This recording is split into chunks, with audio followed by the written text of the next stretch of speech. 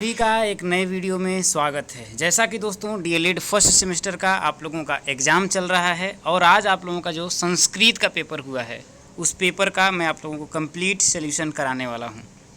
इससे पहले जो आप लोगों के पेपर हुए हैं, चाहे वो हिंदी का पेपर हो, मैथ का हो, सामाजिक अध्ययन का हो, साइंस का हो, सभी पेपर का हमने सॉल्यूशन कराया है। अगर आप लोगों ने नहीं देखा है तो देख लीजिएगा। चलिए दोस्तों शुरू करते हैं। पहला वाला दोस्तों आपका प्रश्न था कि मार्गशीर्ष शब्द किस महीने का बोधक है। तो ये आप लोगों का अगहन महीने को कहते हैं। क्या दोस्तों, मार्गशीर्ष आप लोगों का अगहन महीने को कहा जाता है। अगला है कि मधु शब्द का सप्तमी विभक्ति बहुवचन का रूप होगा। मधु, मधु, मधुनी, सप्तमी मधुना, मधुने, मधुनी, मधुषु हो जाएगा। क्या हो जाएगा आप लोगों का? मधुषु हो जाएगा। अगला आप लोगों का प्रश्न था कि संस्कृत में वचन कितने प्रकार के होते हैं। तो आप सभी जानते हैं एक वचन, द्विवचन, बहुवचन। सह, तौ, ते, तम, तौ, तान, तेन, ताभ्याम, तय। इस तरीके से आप लोगों का हो जाएगा। अगला है कि संस्कृत विश्व की प्राचीनतम भाषा है। वाक्य में किस पद में संबंध कारक है। तो प्रथमाकर्ता ने द्वितीय कर्म को तृतीयाकरण के द्वारा चतुर्थी संप्रदान के लिए पंचमी आपादान से अलग होने के अर्थ में। षष्ठी संबंध का, के, की। देखिए यहाँ विश्व की लिखा है ना, तो यहाँ पर आप लोगों का राइट आंसर हो जाएगा चौथा। अगला, गेहूं को संस्कृत में कहते हैं। तो गेहूं को संस्कृत में गोधूम कहते हैं। ठीक है। इन 5 बहुविकल्पी प्रश्नों में से आपके कितने सही हुए हैं कमेंट करके ज़रूर बताइएगा। चलिए दोस्तों आगे बढ़ते हैं। अगला आप लोगों का क्वेश्चन था कि अधोलिखित संख्याओं की संस्कृत लिखिए। 8 को आप लिखेंगे अष्ट या अष्टमः भी लिख सकते हैं, अष्टमः। 16 को आप लिखेंगे षोडश। क्या लिखेंगे दोस्तों? षोडश।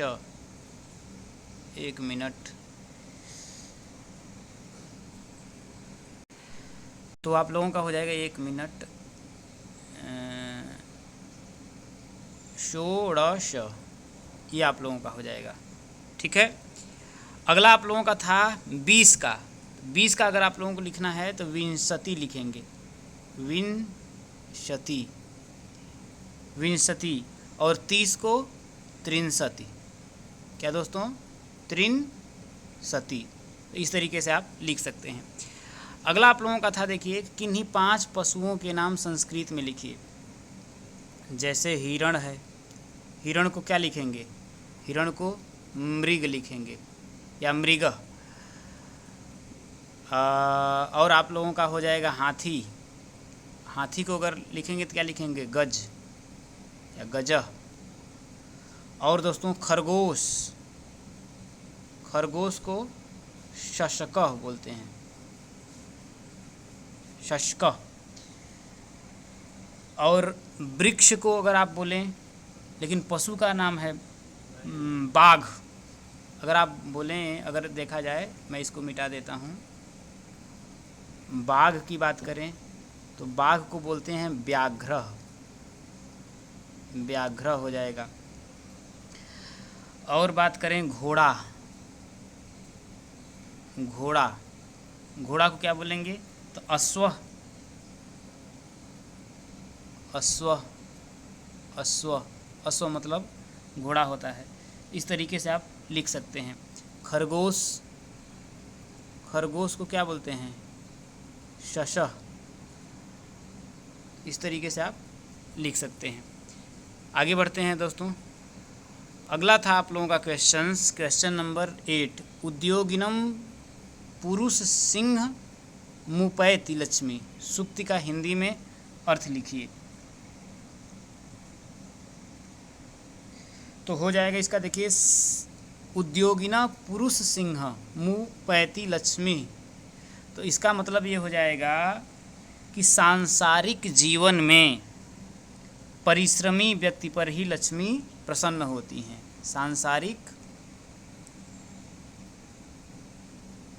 सांसारिक जीवन में उद्योगिना पुरुष सिंहम पोति लक्ष्मी। सांसारिक जीवन में परिश्रमी पर ही लक्ष्मी क्या करती हैं? प्रसन्न होती हैं। अगला आप लोगों का प्रश्न था पठ धातु का लट लकार मध्यम पुरुष तीनों वचन, तो क्या हो जाएगा? पठति पठता पठत पठस पठता पठत पठामि पठावह पठामह, क्या हो जाएगा दोस्तों? तो ये कौन सा है?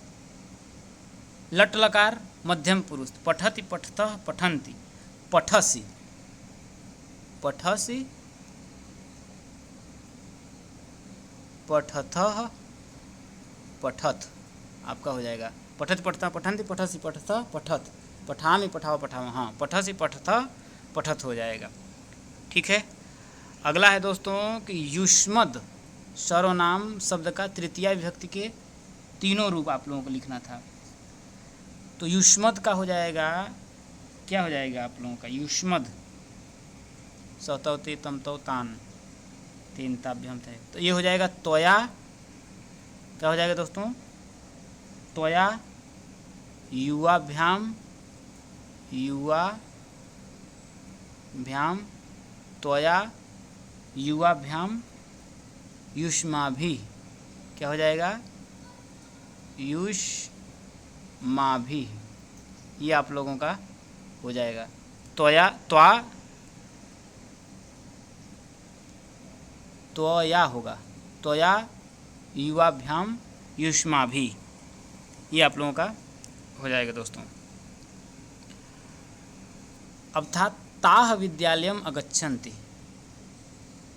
ताह, ताह का मतलब हो जाएगा सह तौ ते ताम तेम तम तान तेन ताभ्याम तय। ताह मतलब हो जाएगा वे सब, वे सब।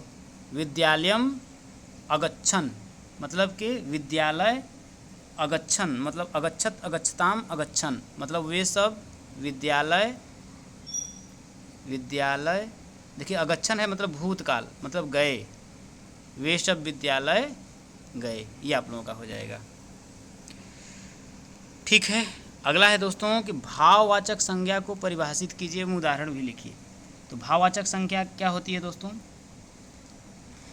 जिस संज्ञा शब्द से पदार्थों की अवस्था, गुण, दोष, धर्म, जाति आदि का बोध होता है उसे हम भाववाचक संज्ञा कहते हैं। जैसे दोस्तों मिठास, ये एक भाववाचक संज्ञा है, इसको आप छू नहीं सकते हैं। मोटापा ये एक भाववाचक संज्ञा है। ईमानदारी ये एक भाववाचक संज्ञा है। इस तरीके से आप लिख सकते थे। अगला था आप लोगों का क्री धातु के लंग लकार के तीनों पुरुषों एवं तीनों वचनों में लिखिए। दोस्तों क्री धातु,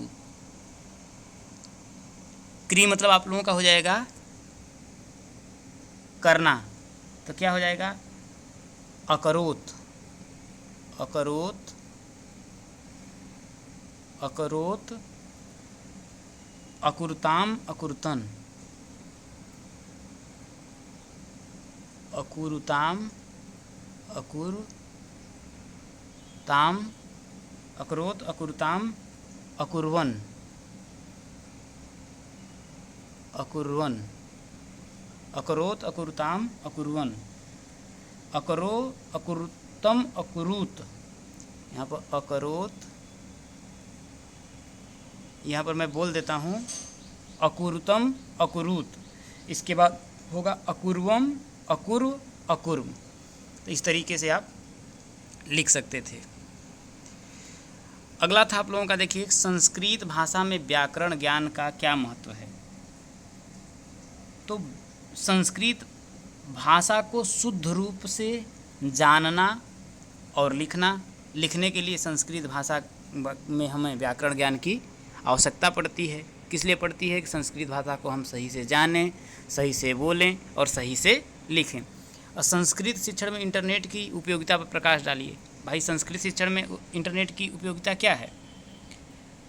कि इंटरनेट की वजह से जैसे संस्कृत के बहुत से ऐसे कठिन वर्ड होते हैं जिनको हम जल्दी से सर्च कर पाते हैं, और इसके वजह से आप बोल सकते हैं कि बहुत ही कम समय में हम यथासंभव उसको हम क्या बना देते हैं, यथासंभव स्पष्ट रूप से हम उसको प्रस्तुत करने के लिए इंटरनेट की जो क्षमता है उसका पूरा लाभ उठाते हैं। अगला है दोस्तों अधोलिखित वाक्यों का संस्कृत भाषा में अनुवाद। हरि को नमस्कार है, तो क्या हो जाएगा? हरि को वयम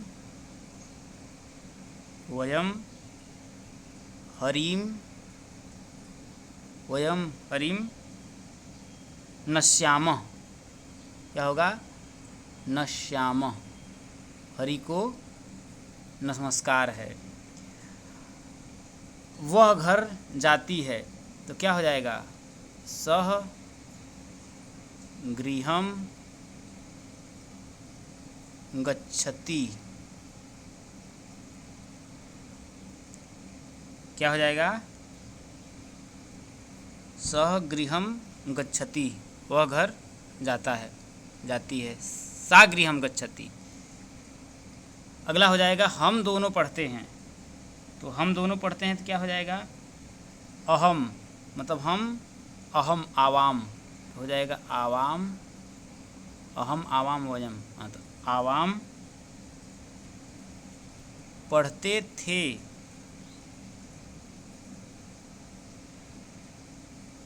तो इसका हो जाएगा, क्या हो जाएगा? अपठत अपठताम अपठन, अपठ अपठतम अपठम, अपठम अपठाव। हाँ, अपठाव। क्या हो जाएगा दोस्तों? हम दोनों पढ़ते थे, अपठम आवाम अपठाव, ये हो जाएगा। अगला था वृक्ष से पत्ते गिरते हैं, तो ये हो जाएगा वृक्षात। वृक्षात गिरते हैं अलग होने के अर्थ में, तो पत्राणि, पत्राणि, वृक्षात पत्राणि पतन्ति। क्या हो जाएगा? वृक्षात पत्राणि पतन्ति, ये हो जाएगा। अगला था दोस्तों आप लोगों का क्वेश्चन नंबर 17। अधोलिखित श्लोक का हिंदी में भावार्थ लिखिए। अभिवादनशीलस्य नित्यं वृद्ध्योपसेविनः चत्वारि तस्य वर्धन्ते आयु विद्या यशो बलम। सिंपल था कि देखिए, अभिवादनशीलस्य नित्यं वृद्धोपसेविनः मतलब नित्य प्रतिदिन। क्या? नित्य प्रतिदिन। इस तरीके से आप लिख सकते थे कि नित्य प्रतिदिन बड़ों को प्रणाम करने वाले और उनकी सेवा करने वाले व्यक्ति। क्या? नित्य प्रतिदिन बड़ों को प्रणाम करने वाले। वृद्धोपसेविनः या वृद्धों को आप लिख सकते हैं, प्रणाम करने वाले और उनकी सेवा करने वाले व्यक्ति की 4 चीज़ें बढ़ जाती हैं। चत्वारि तस्य वर्धन्ते, चत्वारि 4 तस्य वर्धन्ते, 4 चीज़ें बढ़ जाती हैं। क्या क्या बढ़ जाती हैं? आयु, विद्या, यश और बल। अभिवादनशीलस्य नित्यं वृद्धोपसेविनः, हर दिन बड़ों की या बुजुर्गों की सेवा करने वाले लोगों की 4 चीज़ें बढ़ जाती हैं। आयु, विद्या, यश और बल। अगला क्वेश्चन था दोस्तों, लास्ट आखिरी क्वेश्चन था, संस्कृत भाषा शिक्षण में आदर्श वाचन के महत्व पर प्रकाश डालिए।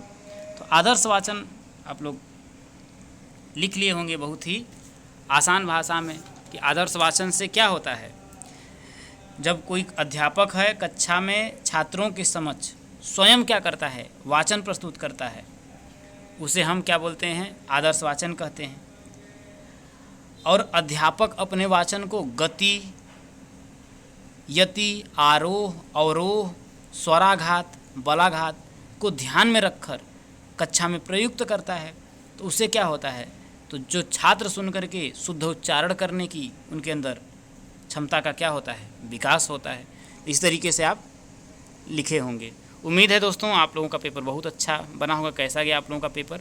कोई भी त्रुटि हुई होगी तो उसके लिए क्षमा प्रार्थी हैं। मिलते हैं अगली वीडियो में। जय हिंद।